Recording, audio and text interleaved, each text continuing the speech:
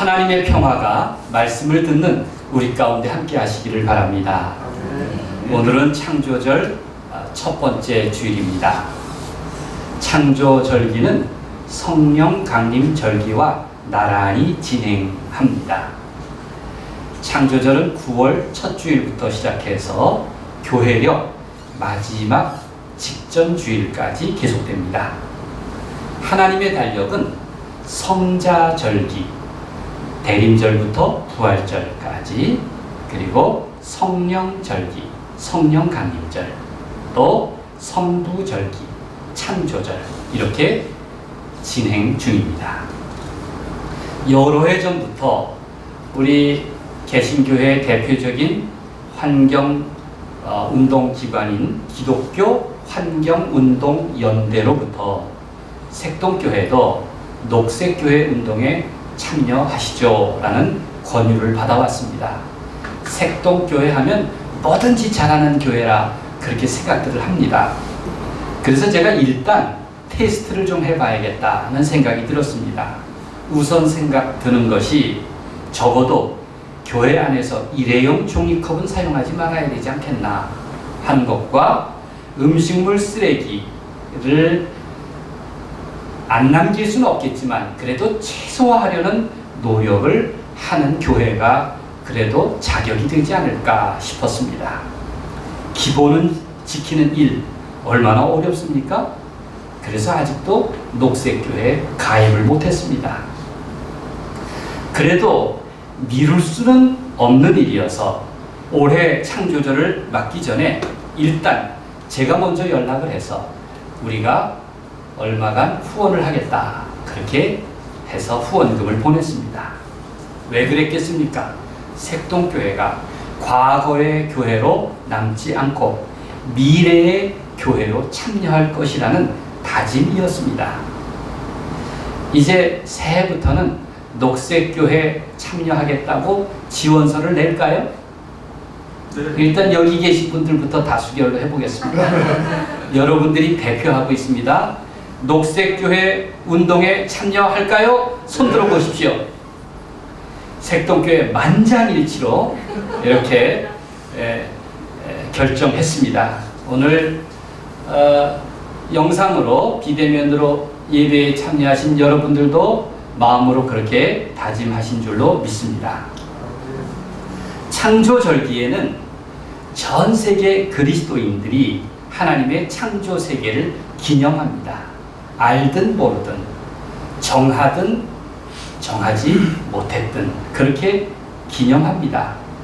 1989년도 정교회 총대주교가 창조 세계를 위한 기도의 날을 제안했습니다. 굉장히 선지자적이죠. 1989년에.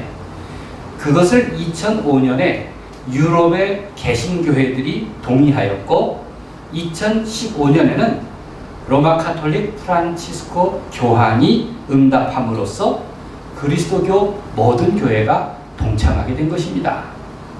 녹색 교회처럼 이렇게 창조 질서 보존 운동은 오늘 우리 세계에 아주 긴급한 현실이 되었습니다.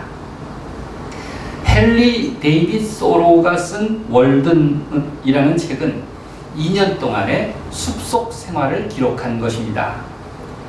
그는 생태 철학자로서 덜 소비하고 더 존재하는 삶을 제안합니다. 덜 소비하고 더 존재하는 삶.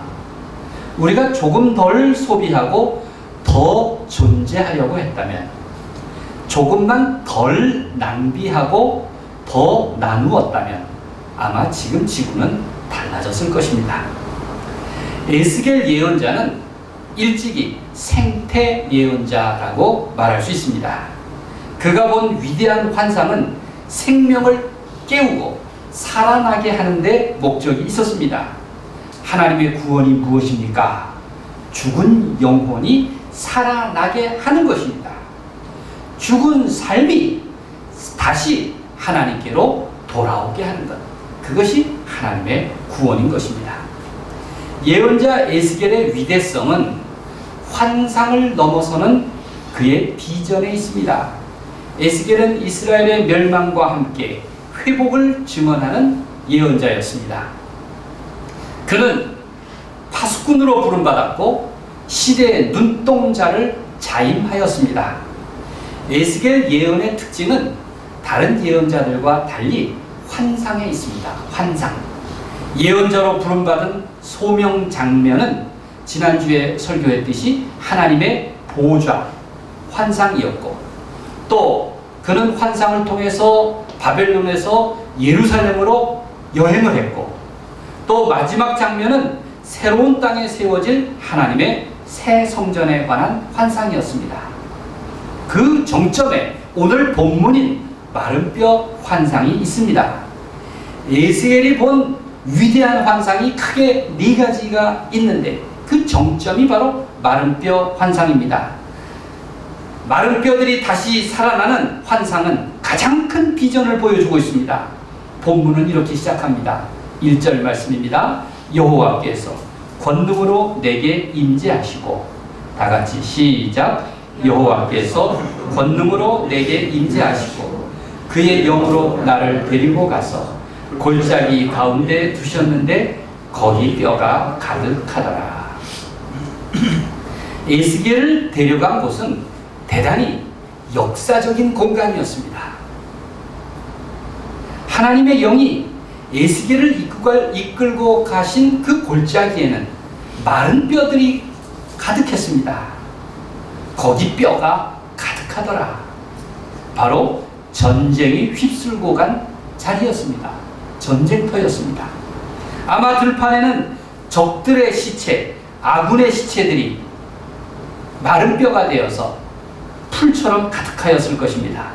그 많은 죽음은 이제 마른 뼈들로 변해 들판을 뒹굴었고, 그 장면은 생기라고는 전혀 찾아볼 수 없는 죽음의 그림자만 을씨년한 그런 풍경이었습니다. 이 마른 뼈들은 지독한 절망을 의미하고 있습니다. 하나님은 예언자대로 들판에 마른 뼈들을 향하여 메시지를 전하라고 하십니다. 아니, 살아있는 사람이 아니라 이제는 마른 뼈로 변한 그들을 향해서 하나님의 메시지를 전하라는 것입니다. 살아있는 에스겔에게, 이젠 마른 뼈로 변한 그들에게 하나님의 말씀을 들으라고 외치라니, 이게 가능한 얘기입니까? 5절에 그렇게 말씀하고 있습니다. 주 여호와께서 이 뼈들에게 이같이 말씀하시기를, 뭐라고 말씀하셨는지 함께 읽겠습니다. 시작. 주 여호와께서 이 뼈들에게 이같이 말씀하시기를, 내가 생기를 너희에게 들어가게 하리니 너희가 살아나리라. 에스겔이 겪은 신비한 환상을 눈여겨보십시오. 그 판타지가 지닌 상상력이 얼마나 놀랍습니까? 에스겔은 오직 하나님의 말씀에 순종하여 마른 뼈들을 향해서 그 명령을 전하고 있습니다. 그것은 죽음의 들판에서 생명을 불러일으키는 역사였습니다. 에스겔의 예언은 이렇게 환상으로 가득합니다. 그러기에 터무니없는 기적 이야기가 아니라 환상으로 이해하면서 보아야 합니다. 여호와께서 말씀하십니다. 마른 뼈들에게 말하라. 내가 너희에게 생기를 주리니 살리라. 그 환상에는 참으로 놀라운 비전이 담겨 있는 것입니다. 갑자기 그 넓은 골짜기가 부산스러워졌습니다. 마치 초고속 카메라를 거꾸로 돌리듯이 수십 년 세월이 거스러 흘러갑니다. 사방에 흩어져 있던 마른 뼈들이 막 제짝을 찾아 움직이더니 이 뼈와 저 뼈가 서로 들어맞아서 연결됩니다. 서로 붙은 마른 뼈들 사이에 힘줄이 생겨납니다. 그 위에 살이 생겨나고 그 위에 또 가죽이 덮여졌습니다. 참 흥미진진하지 않습니까? 7절에서 이렇게 말합니다. 이에 내가 에스겔이 하나님의 명령을 따라 대언하더니, 대언할 때에 소리가 나서 소리가 나고 움직이며 이 뼈 저 뼈가 들어맞아 뼈들이 서로 연결되더라. 그러나 아직은 죽은 몸의 상태였습니다. 생명이 없었기 때문입니다. 하나님은 마치 처음 사람 아담을 지으시듯 그 마른 뼈들을 연결하고 힘줄을 붙이고 가죽으로 덮은 후에 마지막 작업을 하십니다. 9절 말씀을 함께 읽겠습니다. 또 내게 이르시되 인자야. 시작. 또 내게 이르시되 인자야. 너는 생기를 향하여 대언하라. 생기에게 대언하여 이르기를 주 여호와께서 이같이 말씀하시기를 생기야 사방에서부터 와서 이 죽음을 당한 자에게 불어서 살아나게 하라 하셨다 하라. 여러분, 결정적인 것은 하나님의 숨, 곧 생기였습니다. 사람을 진흙으로 지으시고 마지막으로 한 일이 생기를 불어넣은 일이었습니다. 하나님의 명령에 순종해서 에스겔은 이번에는 생기를 향하여 대언합니다. 생명의 절정은 바로 생기에 있습니다. 에스겔이 외치자 죽은 몸들의 생기가 드러나서 마침내 큰 군대로 되살아났다고 성경은 증언하고 있습니다. 하나님께서는 에스겔에게 무엇을 계시하시려는 것일까요? 에스겔이 마른 뼈의 환상을 보기 전에 그 직전에 에스겔 33장 21절에 따르면 예언자는 마침내 예루살렘이 완전히 패망했다는 소식을 들었습니다. 포로로 바벨론으로 잡혀온 지 12년 만의 일이었습니다. 사실 그동안은 설마 했습니다. 포로로 잡혀온 사람들은 비록 예루살렘의 상황이 숨막히듯 어려운 상황이긴 해도 그래도 예루살렘만큼은 멸망하지 않으리라는 기대감이 있었습니다. 그런데 이 신라 같은 기대가 유일한 희망의 끈이었는데, 그런데 이제 예루살렘이 바빌론에게 완전히 멸망했다는 것입니다. 예루살렘 성전은 파괴되었고 성읍은 황폐하게 되었습니다. 이젠 절망적이었습니다.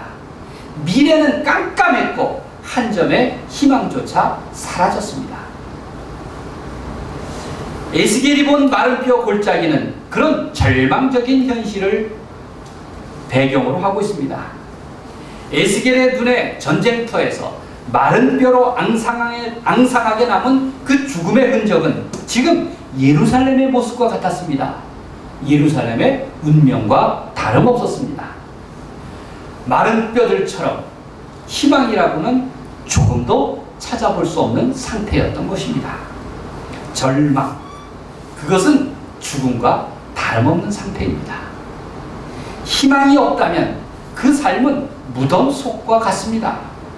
살아있지만 죽은 바 다름없는 사람, 그게 바로 절망입니다. 희망이 없기 때문입니다. 그러나 하나님께서 그들에게 희망을 보여주시는 것입니다. 마치 마른 뼈들을 다시 붙게 했듯이, 그 죽은 몸에 생기를 불어넣었듯이 하나님의 역사는 그 어떤 불가능한 상황 속에서도 희망을 주신다고 성경은 말씀하고 있습니다. 생기야, 사방에서부터 와서 이 죽음을 당한 자에게 불어서 살아나게 하라. 살아나게 하라. 이것이 하나님이 원하시는 뜻인 것입니다. 하나님은 이스라엘 백성에게 무덤과 같은 절망에서 벗어나 다시 이스라엘 고향으로 돌아가게 할 희망을 꿈꾸게 하십니다. 그러니 믿음이 있는 사람은 결코 절망하지 않습니다. 성경에서 생명의 주인은 오직 창조주이신 하나님뿐이심을 고백합니다. 창조신앙은 이 세상에서 모든 생명은 우연적인 존재가 아니라 바로 생명의 주인이신 하나님으로부터 비롯되었다고 그렇게 고백합니다. 믿습니까? 생명 없는 존재에게도 하나님은 생기를 불어넣으시고 심지어 죽은 존재도 살 존재로 여기십니다. 그것이 바로 우리가 고백하는 부활신앙인 것입니다. 에스겔의 마른 뼈들이 다시 살아난다는 이 에스겔 37장의 본문은 신약성경 예수님이 죽은 나사로를 다시 살리시는 요한복음 11장과 짝을 이루고 있습니다. 우리가 구약성경과 신약성경이 서로 짝을 이루고 있다는 이야기 들어보지 않으셨습니까? 요한복음에 따르면 예수님은 이미 죽은 나사로를 죽은 자로 여기지 않으셨습니다. 그래서 요한복음 11장 11절에 우리 친구 나사로가 잠들었도다. 그러나 내가 깨우러 가노라. 이렇게 말씀하셨던 것입니다. 그리고 무덤 앞에서 나사로의 이름을 부르셨습니다. 큰 소리로 나사로야 나오라 부르시니 사람의 판단으로 나사로는 죽은 시체요 마른 뼈에 불과했습니다.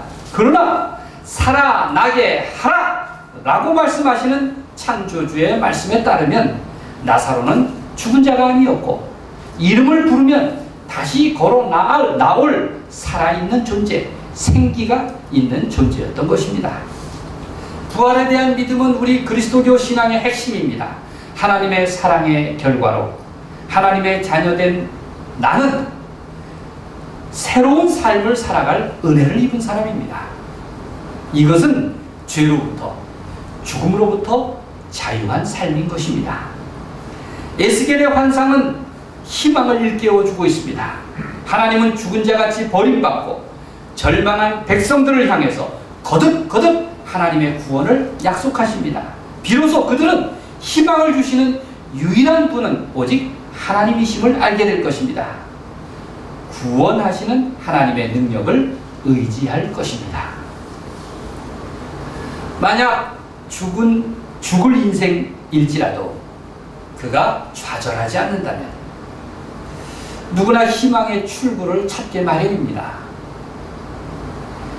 절망이라는 한계 상황을 피하려면 반드시 희망의 문을 두드려야 합니다. 반드시 희망의 끈을 놓쳐서는 안 됩니다. 희망의 문을 가리키는 표지판에 뭐라고 쓰여 있는지 아십니까? 엑시트라고 쓰여 있습니다. EXIT. 성경의 표현으로는 엑시트가 엑소더스입니다. 출애굽. 그 현실로부터 탈출하는 겁니다. 출애굽이죠. 그게 바로 하나님의 구원 사건입니다. 오늘 이렇게 보니까 여러분의 눈동자에 생기를 조금씩 잃는 분이 있는 것 같아요. 다시 빨리 회복하시기 바랍니다. 영상을 통해서 예배드리는 분들도 이 생기를 회복해야 됩니다. 그래서 말씀을 잘 듣고 귀를 기울이십시오. 오늘 우리 인류는 지구의 위기와 마주하고 있습니다. 코앞에는 코로나19로, 눈앞에는 기후 위기로 우리가 늘 경고음을 듣습니다. 엑시트를 찾아야 할 시기입니다. 벌써 1년 반 이상 우리가 살아가는 세상은 코로나19 때문에 살맛을 잃고 생기를 잃어가고 있습니다. 당장 코로나19를 예방하려고 마스크를 쓰고 물이 보일 때마다 손을 씻고 사회적 거리두기를 하지만 이것이 결코 완전한 대안은 되지 못합니다. 심지어 백신 주사도 안전을 보장하지는 않습니다. 그동안 우리는 코로나19에 대한 응급 처방을 찾으려고 했지만 우리 세상의 면역력을 체계적으로 파괴하는 그 탐욕이라는 바이러스에 대해서는 우리가 진지하게 심각하게 생각하지 않았습니다. 정작 그것이 문제였는데 우리는 그냥 응급 처방만 할 뿐입니다. 과연 우리는 그동안 살아온 것이 정상적이었는가라는 것을 심각하게 돌아봐야 합니다. 이젠 희망의 출구를 찾기 위해서 몸부림쳐야 할 때입니다. 세계는 창조 세계 안에 살고 있는 모든 생물이 공유하고 있는, 공존하고 있는 집이라고 볼 수 있습니다. 그러나 누구랄 것도 없이 모두가 탐욕, 착취, 존중의 부재, 관계의 와해, 그리고 구조적인 자연 파괴로 인해 위기를 맞게 된 것입니다. 우리는 하나님의 가족인 창조 세계가 우리가 사랑받는 공동체로 살아야 한다는 것을 너무나 잊고 지냈습니다. 보다 근본적인 대책은 우리 모두의 정신적이고 육체적이고 사회적인 면역력을 증강시키는 일입니다. 무엇보다도 면역력을 증강시키기 위해서는 단순하고 소박한 삶을 적극적으로 선택해야 합니다. 너무 큰 차를 타려고 하는 일을 지양하십시오. 너무 편리하고 편안한 삶의 방식을 좀 줄이십시오. 이 세상에서 가장 무서운 것은 공생의 윤리, 공존의 삶, 생명의 존엄함을 부정하는 일입니다. 시편은 창조 세계를 가리켜서 땅과 거기에 충만한 것과 세계와 그 가운데에 사는 자들은 다 여호와의 것이로다, 그렇게 선포하고 있습니다. 시편 24편 1절 말씀입니다. 헬라어에서 지구 공동체를 뜻하는 단어를 오이코스라고 합니다. 이 오이코스는 우리 공동의 집, 모두의 집입니다. 이 오이코스에서 에큐메니칼이라는 단어도 나왔고, 그리고 이코노믹, 경제라는 단어도 나왔습니다. 창세기 1장을 보면 하나님은 삶의 토대 위에 지붕을 덮으셨습니다. 궁창, 곧 돔이라고 합니다. 이 돔은 두 가지 상터의 어원이 되었는데, 하나는 더머실이라고 하는 처소, 거주지라는 단어의 어원이고, 또 하나는 도메스틱, 가정이라는 단어의 어원입니다. 창세기 1장에서 하나님이 궁창, 곧 돔을 지으셨다고 하는 것은 우리에게 공동체로서의 집과 가정을 주셨다는 의미구나 라는 것을 이 어원을 통해서 이해할 수가 있습니다. 창조절은 이런 오이코스, 우리 공동체의 집, 우리 모두의 집이라는 것과 돔, 공동체로서의 집과 가정을 다시 세워내기 위해 창조신앙을 회복하는 절기입니다. 우리는 하나님의 집인 오이코스와 돔을 회복해야 합니다. 이를 위해서 가장 중요한 것이 바로 삶의 습관을 바꾸는 일이고, 사회 시스템을 바꾸는 일이고, 삶의 목표를 바꾸는 일입니다. 당장 꿈 같고 비현실적으로 보이지만 에스겔의 환상이 그러기에 필요합니다. 에스겔의 환상은 이미 죽은 마른 뼈일망정 희망으로 가는 전환점이 무엇인가 하는 것을 보여주고 있습니다. 절망의 골짜기에 널브러진 그 마른 뼈들이 힘줄로 연결되고 또 살이 오르며 그 위에 가죽이 덮였습니다. 에스겔의 환상은 우리에게 희망을 일깨워주고 있습니다. 하나님은 죽은 자같이 버림받고 절망한 백성을 향해서 거듭거듭 구원을 약속하십니다. 하나님의 맺으신 약속은 바로 화평의 언약입니다. 하나님은 사람들 가운데서 거룩한 성소를 세우시기를 원하십니다. 사람들은 비로소 우리에게 희망을 주시는 유일한 분은 오직 하나님이요 하나님의 뜻임을 알게 될 것입니다. 그리하여 구원하시는 하나님의 능력을 의지하게 될 것입니다. 하나님은 만물을 새롭게 하시는 분이기 때문입니다. 성경의 마지막은 바로 새하늘과 새 땅의 창조입니다. 그러기에 어려운 시절일수록 담대한 비전을 바라보라고 하십니다. 바닥이 드러난 현실이지만 생명을 부욕해 하시고 평화로 풍성하게 채우시는 하나님의 은혜를 믿으라, 그렇게 믿으라고 말씀하십니다. 하나님은 우리 모두를 사람과 모든 생명까지 한 지붕 아래 두시고 하나님의 집, 하나님의 세계 안에 두셨습니다. 그리고 하나님은 사람에게 자신의 세계를 돌보고 가꾸고 살리라는 사역을 맡겨주셨습니다. 오늘 설교 제목처럼 살아나게 하라, 살아나게 하라고 말씀하십니다.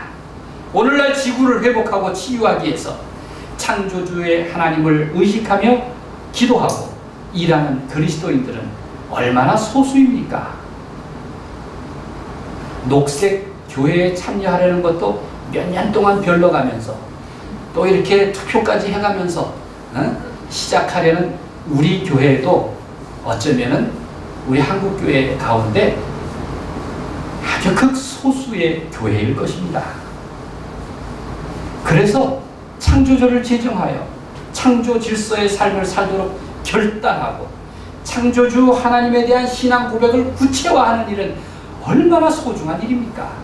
바로 우리의 근본적인 믿음을 지키는 일입니다. 내가 주님을 따른다면 제자의 길을 걷고 사랑의 공동체를 회복할 수 있기를 소망하고 기도해야 합니다. 선지자적이고 영적인 삶을 살아야 합니다. 예수 그리스도처럼 변화된 행동과 삶의 방식으로 나아가야 합니다. 하나님께서 우리에게 믿음과 이성과 지혜를 주시어 나도 살고 지구도 살리며 모든 죽음의 문화로부터 살아나게 하라는 명령에 참여하게 하시기를 우리 주님의 이름으로 간절히 축원드립니다. 아멘. 기도하겠습니다.